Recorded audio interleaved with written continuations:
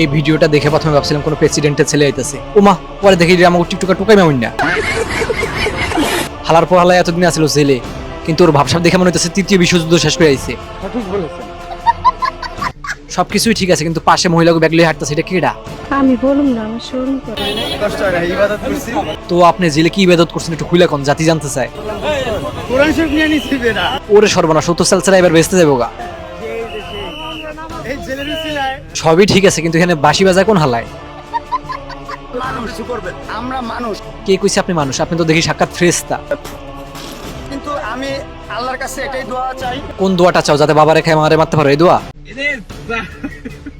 এটাই বলি যে আল্লাহ পিছনে যত ভুল করছি সামনে যেন না করি এই ভুলগুলো। আল্লাহ যেন ভালো পথে চলায়, এটাই কামনা করি। আহারে পেন্সিল মামুন না, তো চরিত্র সবাই জানে, কদিন পরে আবার মানুষে বুঝবো তুই কেমন ভালো গেছিস। হালার পোহালা মোহনা তোর থেকে অনেক বড়, নাম ধরে ডাকস কা, আপু কইয়া ডাক।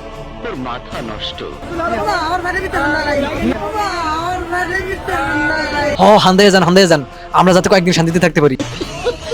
এই পেন্সিল মামিনা যতই খারাপ হোক না কেন, ওর মার কাছে ও নিষ্পাপ। ঠিক বলেছেন, আপনার বুদ্ধি ভালো। তোরা আসুস বলেই আমরা দু মুঠো দুই বেলা হাসতে পারি।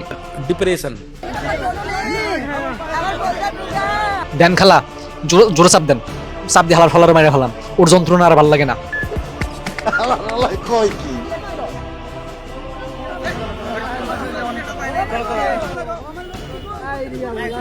আমার খালা কিন্তু অভিনয় তো অনেক সেরা, ওনার অভিনয়ের কাছে আমি আপনি কিছুই না। আর দেখছেন এত কান্দা কান্দাচ্ছে, চোখ দিয়ে এক ফোঁটা পানিও নাই।